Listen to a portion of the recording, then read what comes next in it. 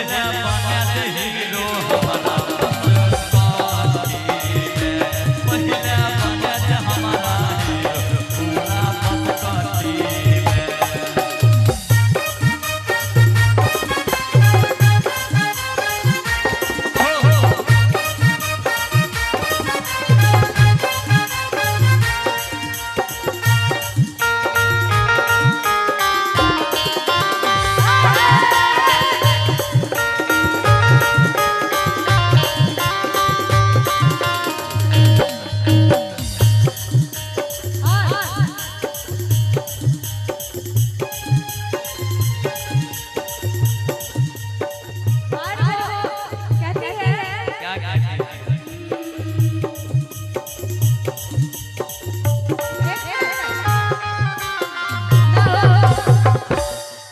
चल बिहार नवादा घुमेबो तोरा का कौलत के झरा लागे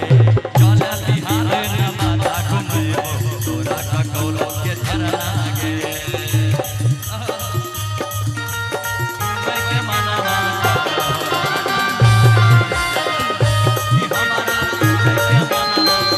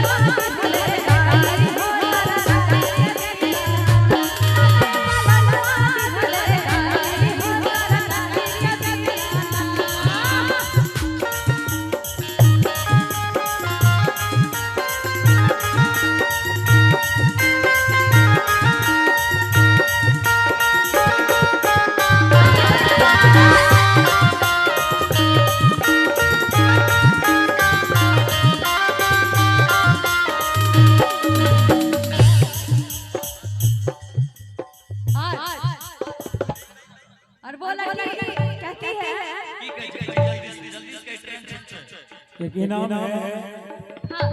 मवेशी डॉक्टर अरुण यादव जी की तरफ से 100 रुपए का प्यार भरा इनाम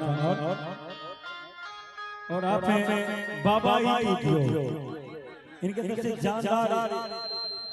शानदार इनाम आता है बार बाबा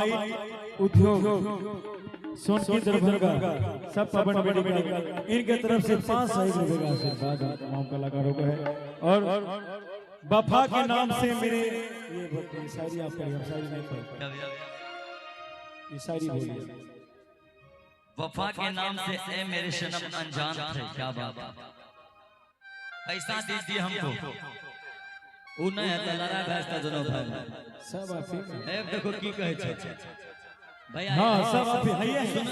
ये मेरा बड़का भाई है जितना भी रखा है सब ले लेंगे हां सब इन्हीं का है वफा के नाम से मेरे सनम अनजान थे किसी भी बेवफाई से शायद परेशान थे न हमने वफा देनी चाहिए तो पता चला हम खुद बेवफा के नाम पे बदनाम है भैया क्या बात है अरे जरा सी पाने की चाहत में बहुत कुछ छूट जाता है नदी का साथ देता हूँ तो समंदर रूठ जाता है मोहब्बत पढ़ने और लिखने में आसान होता है भाई साहब लेकिन इसको निभाने में अच्छे